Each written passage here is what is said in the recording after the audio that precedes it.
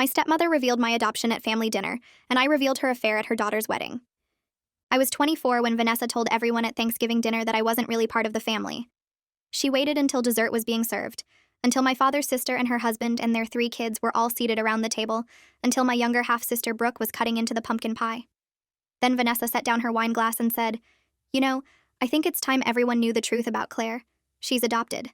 Stephen took her in after her mother abandoned her, but she's not actually his biological daughter.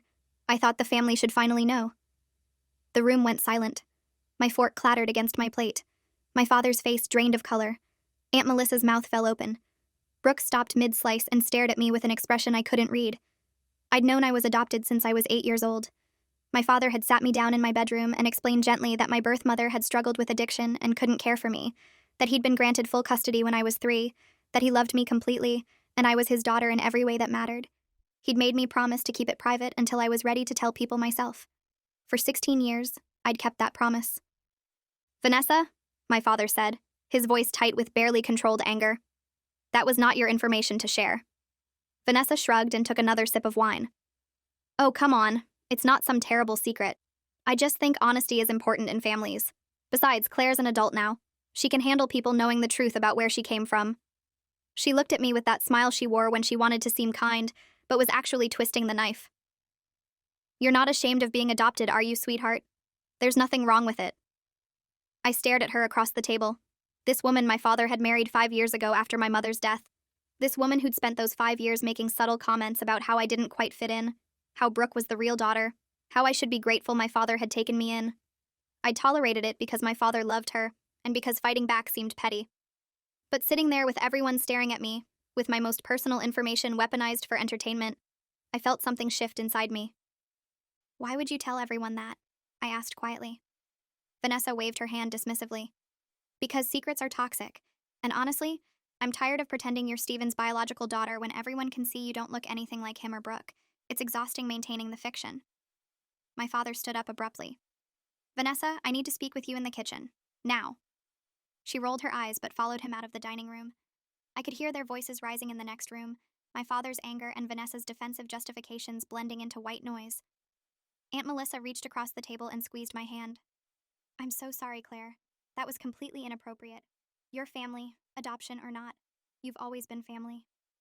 I nodded and tried to smile, but I felt exposed and humiliated in front of relatives I'd known my entire life. The rest of dinner was awkward and brief.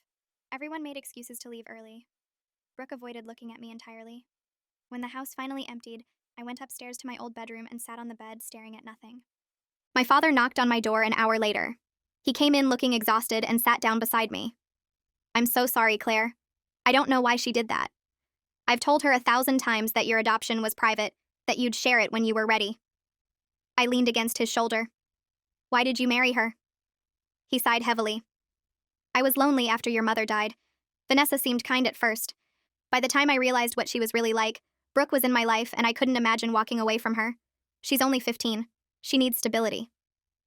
I understood what he wasn't saying. He was trapped between protecting me and protecting his younger daughter from a broken home. "Has she always known about the adoption?" I asked.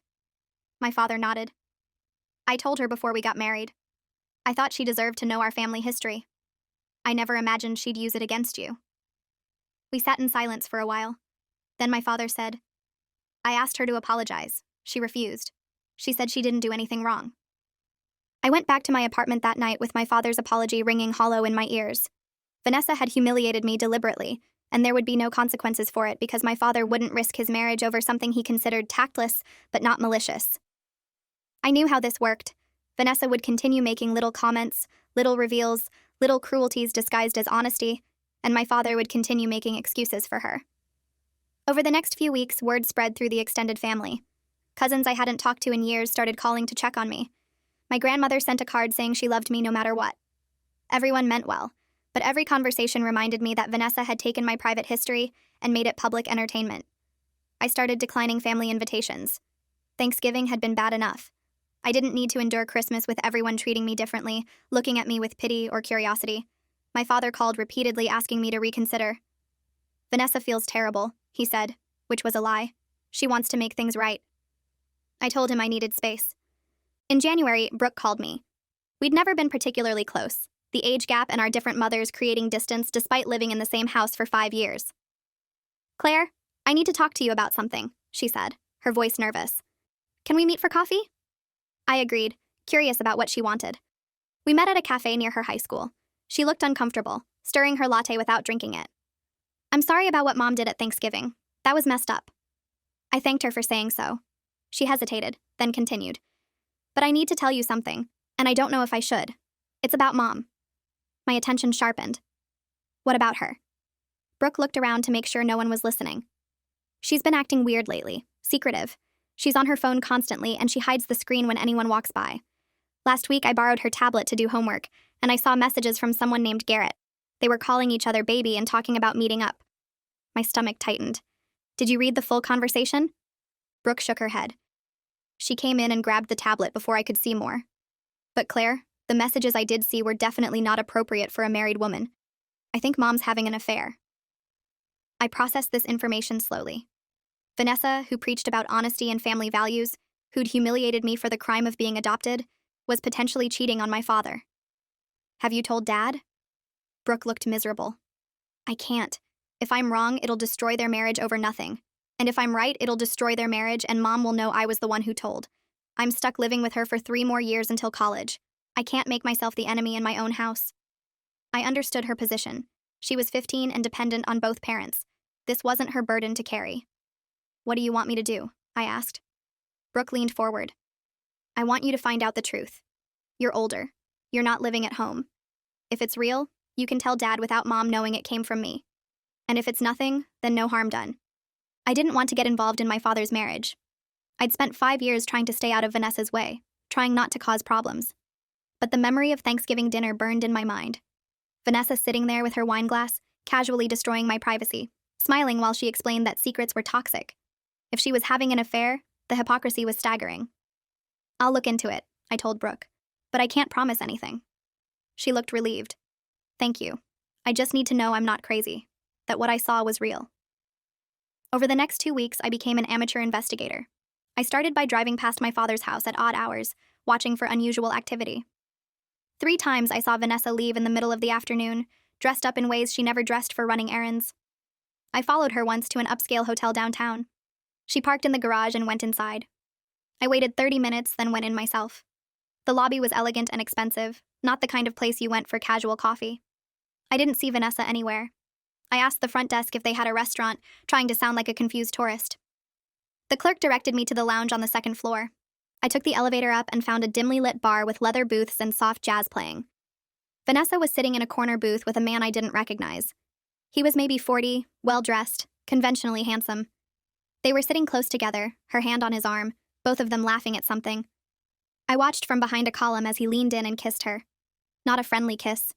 A kiss that made it absolutely clear what their relationship was. I pulled out my phone and took several photos, making sure to capture their faces clearly. Then I left before they could notice me.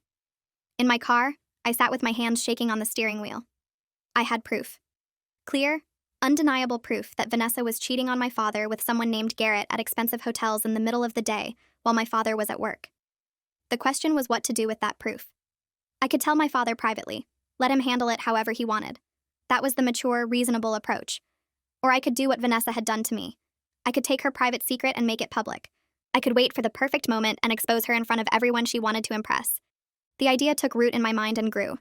Vanessa had humiliated me at Thanksgiving dinner, made my adoption public knowledge without my consent, dismissed my pain as oversensitivity.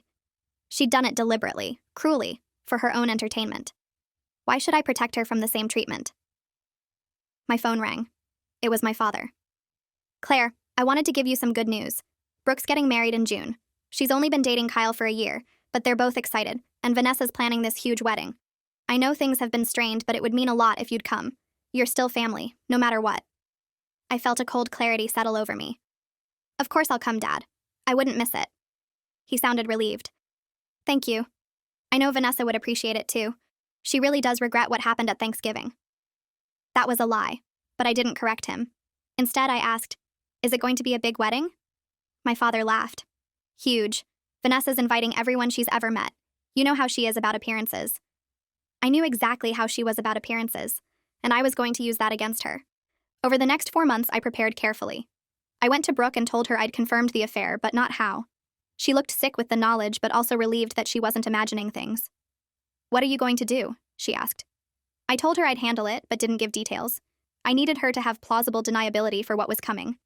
I attended the wedding planning events Vanessa organized, the dress shopping and cake tasting and venue tours.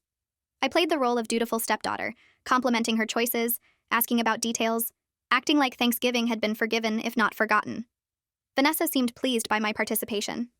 She made comments about how mature I was being, how she was glad we could move past our little disagreement.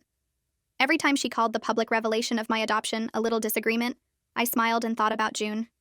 I gathered more evidence during those months. I followed Vanessa to 3 more hotel meetings. I took more photos. I found Garrett's full name through a license plate search, discovered he worked in commercial real estate and was himself married with 2 young children. The affair had been going on for at least 2 years based on old messages I managed to access when Vanessa left her phone unlocked at a family dinner.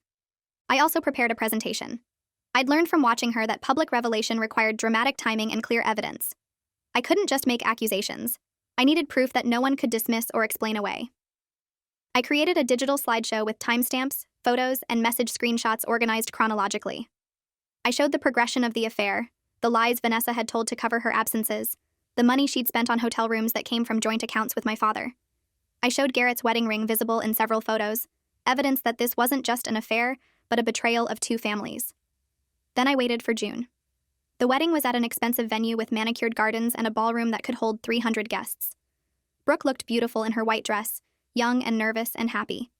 Kyle seemed like a decent guy, maybe a bit overwhelmed by the scale of the event but genuine in his affection for Brooke. I felt briefly guilty about what I was planning.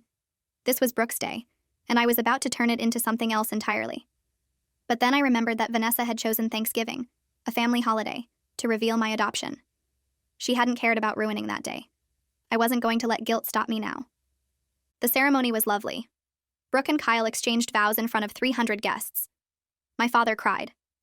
Vanessa sat in the front row looking perfectly put together in her mother of the bride dress, accepting congratulations from everyone around her. The reception started with dinner, then speeches. The best man told funny stories about Kyle. The maid of honor talked about Brooke's kindness and loyalty. Then Vanessa stood up to give her speech as mother of the bride.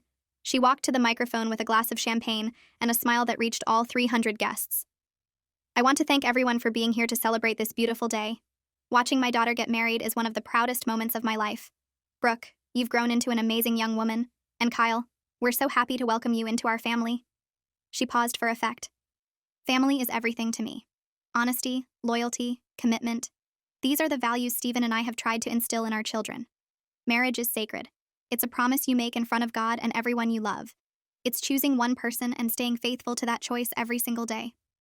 The irony was almost too perfect. I felt my phone in my pocket, the presentation loaded and ready to share.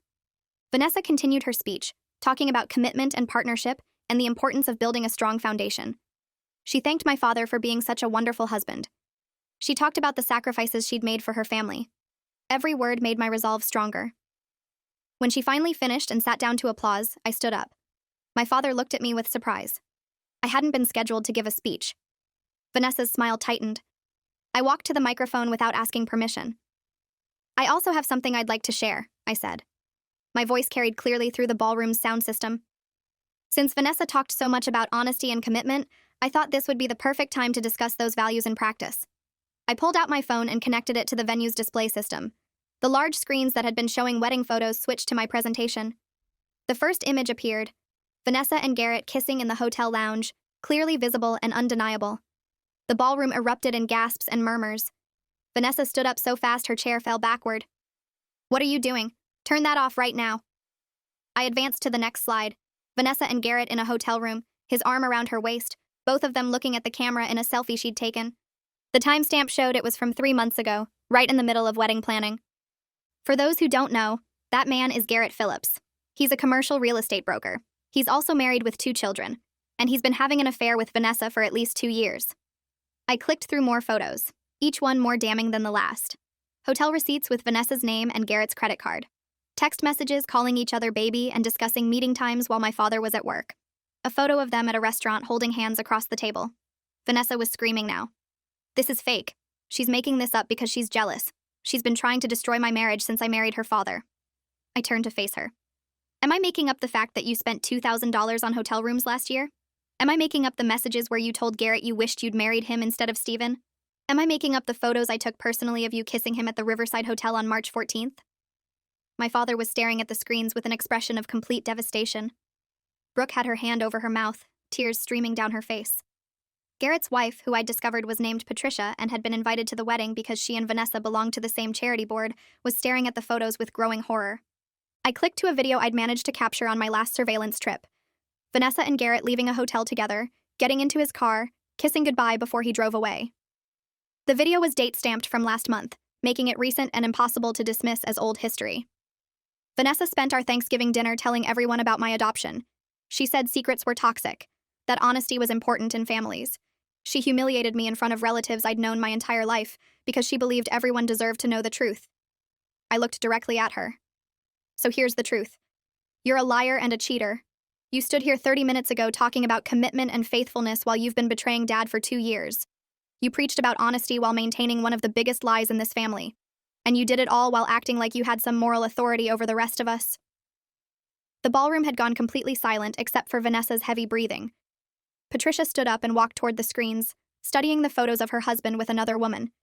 Then she turned to Garrett, who'd been sitting frozen at his table. 2 years? 2 years you've been sleeping with her? Garrett tried to speak, but Patricia cut him off. Don't. I don't want to hear your voice right now. Vanessa grabbed for my phone, but I stepped back. These aren't the only copies. I have everything backed up. Every photo, every message, every receipt. I've documented 2 years of lies, and I'm happy to share all of it with anyone who wants to see the full picture. My father finally found his voice. Claire, turn it off. I looked at him and saw the devastation in his eyes. He wasn't angry at me. He was just broken. I disconnected my phone and the screens went back to wedding photos, creating a surreal contrast between Brooke and Kyle's happy faces and the chaos erupting in the ballroom. Vanessa was crying now, mascara running down her face. You've ruined everything. My daughter's wedding, my reputation, my marriage. Are you happy now? I thought about Thanksgiving, about sitting at that table while she casually revealed my adoption, about the weeks afterward dealing with relatives who suddenly viewed me differently, about my father making excuses for her behavior while she never once apologized. Yes, I said simply. I'm happy now. Vanessa lunged at me, but my father grabbed her arm. Don't, he said quietly. Don't make this worse. She spun on him. Worse? How could this possibly be worse? Your daughter just destroyed me in front of 300 people. My father looked at her with an expression I'd never seen before. You destroyed yourself. She just showed everyone what you were hiding. He let go of her arm and walked toward me. Claire, I need the full files. Everything you have. I sent him the folder from my phone. He looked at the number of files transferring and closed his eyes briefly. When he opened them, he said, Thank you for telling me. I'm sorry you had to be the one to do it. Brooke was standing now, looking between her mother and the ruins of her reception. You couldn't even make it through my wedding day? You couldn't even pretend to be faithful for one afternoon? Vanessa tried to go to her daughter, but Brooke stepped back. Don't touch me. Don't come near me. Kyle put his arm around Brooke, and they walked out of the ballroom together. Half the guests followed them, wanting to escape the scene. The other half stayed, too shocked to move or too invested in the drama to leave. Patricia was crying while her sister rubbed her back and glared daggers at Garrett. Garrett had his head in his hands. My father was scrolling through the files I'd sent him, his face getting harder with each photo and message. Vanessa seemed to realize she'd lost her stepdaughter's silence, lost her daughter's respect, lost her husband's trust, lost her reputation in front of everyone who mattered to her. She looked at me with pure hatred. This is all your fault. If you'd just let Thanksgiving go, if you'd just moved on and forgiven me, none of this would have happened. I shook my head. If you hadn't revealed my adoption without my consent, I never would have started looking for your secrets. You taught me that public humiliation was an acceptable form of honesty. I just applied your own lesson. The venue coordinator appeared, looking stressed. We need to know if we're continuing with the reception or if everyone's leaving, my father answered. We're done here. Please box up the food and send it with Brooke and Kyle. They can have their wedding celebration somewhere private. He turned to Vanessa. Get your things. We're leaving separately. I'll have my lawyer contact you next week. Vanessa opened her mouth to argue, but something in my father's expression stopped her. She grabbed her purse and walked out with what little dignity she had left. Patricia followed shortly after, pulling Garrett by his arm and hissing about lawyers and divorce. The ballroom emptied quickly after that. Within 30 minutes, 300 guests had scattered, taking with them the story of Vanessa's exposure and the evidence they'd witnessed on those screens. I knew by tomorrow it would be all over social media and family group chats. Vanessa's perfect reputation would be destroyed just as thoroughly as she'd tried to destroy mine. My father and I stood in the empty ballroom surrounded by untouched wedding cake and abandoned centerpieces. "I should have left her after Thanksgiving," he said quietly. "I knew what she did to you was cruel. I just didn't want to admit my marriage was a mistake." I squeezed his hand. "You were trying to protect Brooke. I understand." He looked at me seriously. "But I should have protected you too. You're my daughter, adoption or not. I should have made it clear that revealing your personal information was unacceptable. I should have consequences her instead of making excuses." We stood there for a moment. Then he pulled me into a hug. "I'm proud of you for standing up for yourself, even if the method was dramatic." I laughed despite everything. I learned from the best. Over the next few months, the fallout settled into new patterns. My father filed for divorce immediately. Vanessa tried to fight for alimony and half their assets, but the affair gave my father leverage. They settled for a division that left her with less than she'd expected, and him with the house. Brooke finished her last 2 years of high school living with my father full-time. Vanessa moved into an apartment across town and started seeing a therapist that Brooke insisted on before agreeing to any contact. Garrett's wife, Patricia, divorced him within 3 months. She got primary custody of their children and most of their assets. Garrett lost several business clients when word spread about the affair. Reputation mattered in commercial real estate, and being known as the man who destroyed 2 families hurt his credibility.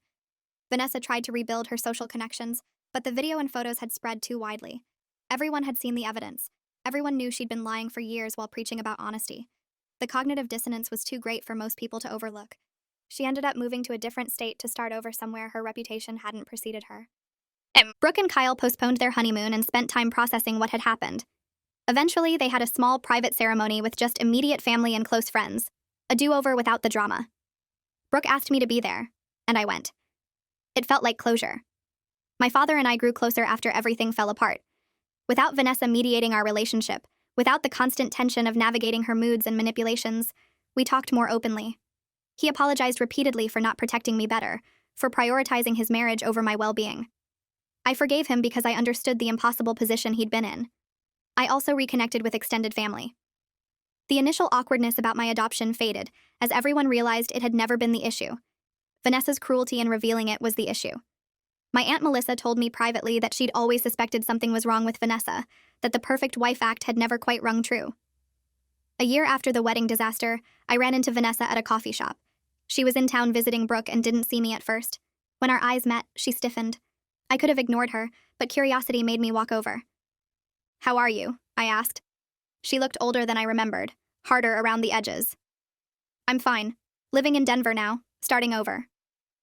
There was a long pause. Then she said, "I suppose you're happy about how everything turned out." I considered that. "I'm not happy you hurt my father. I'm not happy you hurt Brooke. But am I happy that you faced consequences for your actions?" "Yes."